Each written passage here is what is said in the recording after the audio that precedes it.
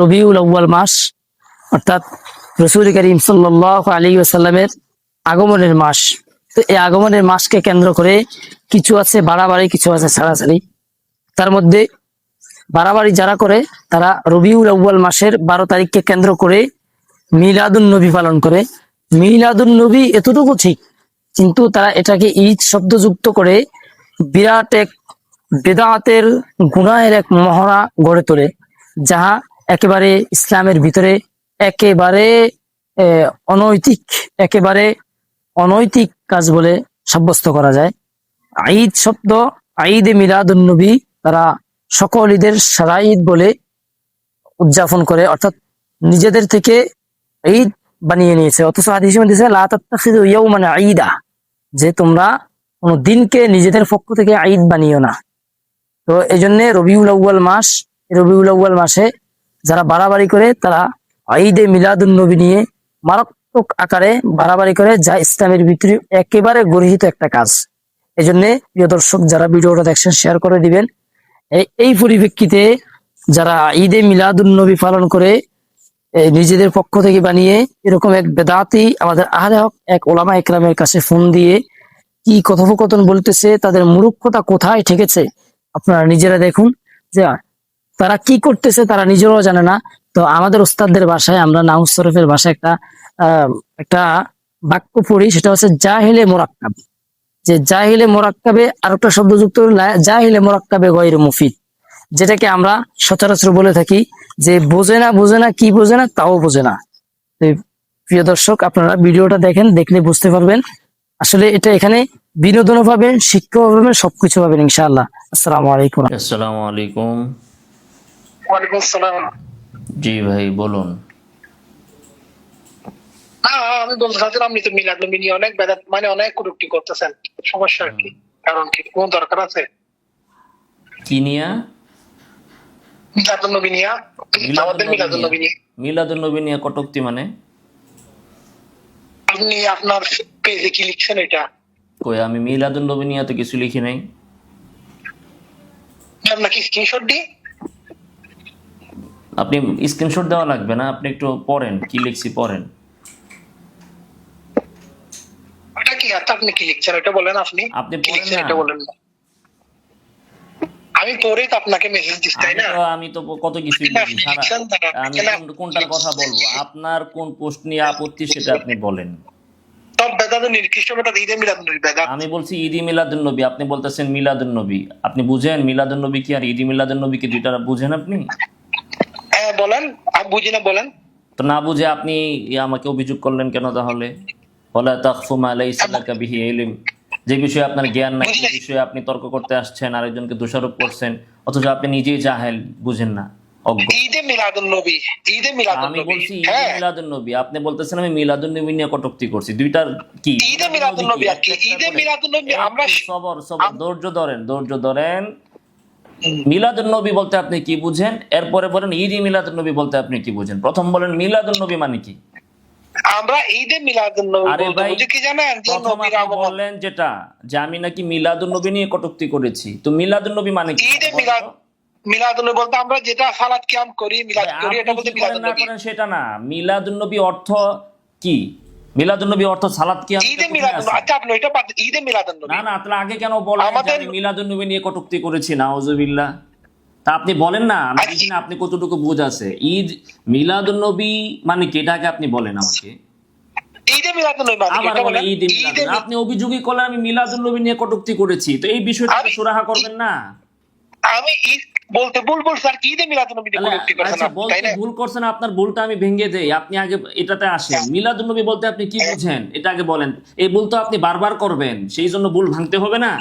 আপনি তো আবার গুতাইবেন যে ভাই আর আপনি মিলাদুন নবী নিয়ে কটূক্তি করছেন, তো ভুলটা যেন ভাঙে সেই চেষ্টাই তো আমি করতেছি। আপনি বলেন মিলাদুন নবী বলতে আপনি কি বুঝছেন, বুঝে আমারে বললেন যে আমি মনে করেন আমি মিলাদুন নবী। আর মনে করেন ধরেন ফেরেন বাদ দিয়া মিলাদুন নবী বলতে আপনি কি বুঝেন এটা একটু আমাকে বলেন। মিলাদুন নবী বলতে যেহেতু আমরা বুঝি ঈদে, আমরা ঈদে মিলাদুন নবী বলি, সাধারণত মিলাদুন নবী বলি। আমরা ঈদে মিলাদুন নবী মিলাদুন নবী বলতে আপনি কি বুঝেন? আপনি বলেন মিলাদুন নবী বলতে যেহেতু আমরা ঈদে মিলাদুন নবী, কি হইলো কথা? আগামাতা তো পাইলাম না।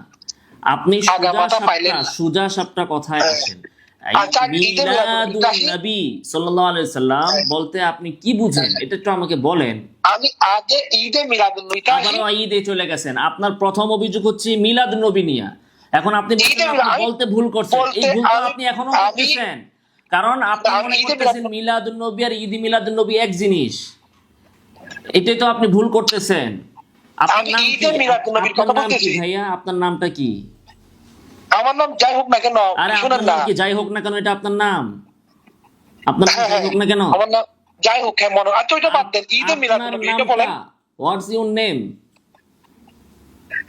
আচ্ছা ঠিক আছে, আমি আপনাকে এই আজান দিচ্ছি, আপনার নামটা বলেন আপনি। আমি আপনাকে রিটার্ন কল দিচ্ছি, আজান শাশুক আপনাকে আমি কল দিচ্ছি। ভাই কল দেওয়া লাগবে না, এখন এই কথা শেষ করে ফেলেন। রিটার্ন দিবেন কেন? এটা তো হোয়াটসঅ্যাপে না না, আমি এখন করে তো শুনেন না, আমি করে তো আমি কথা বলতে পারতেছি না। বললে কি সমস্যা?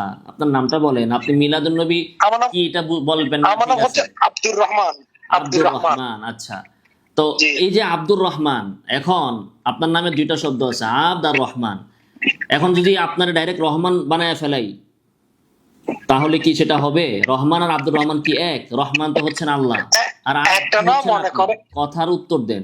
আব্দুর রহমান, রহমান আব্দুর রহমান আর সবাই তো রহমান কি আব্দুর রহমান বলে কেউ ডাকে না। আপনাকে আমি প্রশ্ন করছি, আব্দুর রহমান আর রহমান কি এক জিনিস?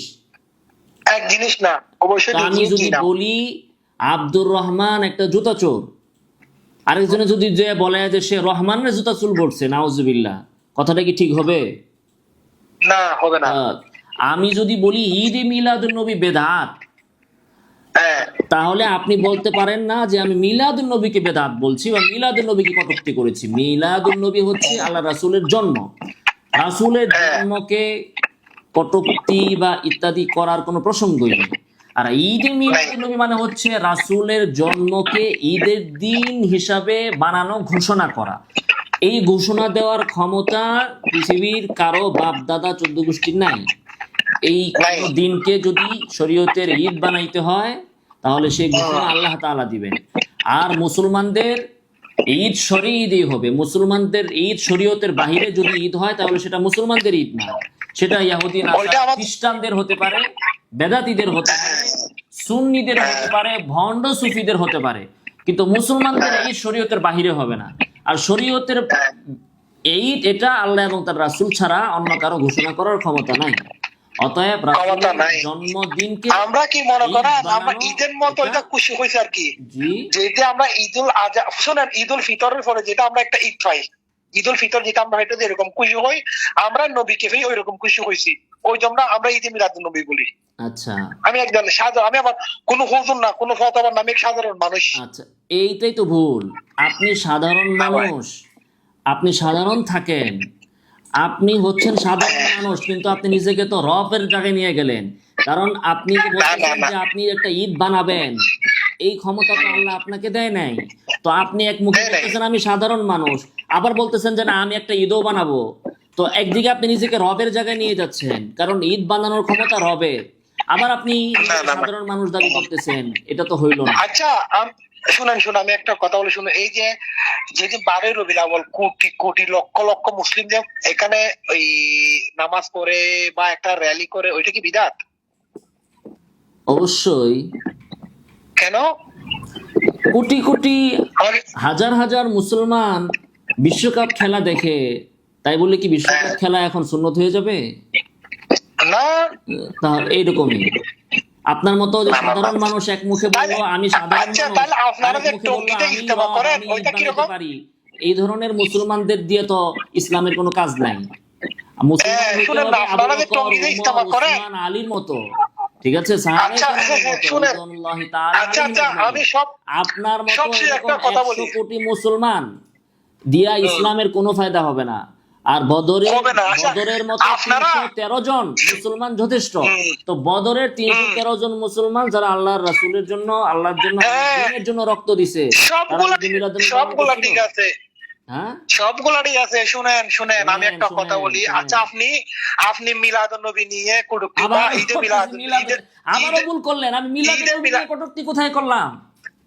ঈদে মিলাদুন্নবী দিয়ে আপনি উল্টা পাল্টা বলতেন না। আচ্ছা আপনার রাসূলের জন্ম নিয়ে কটূক্তি ঈদে কোথায় মিলাদুন্নবী, করলাম? নাউজুবিল্লাহ, আস্তাগফিরুল্লাহ। ঈদে মিলা- এতক্ষণ কি বুঝাইলাম আপনারে ভাই?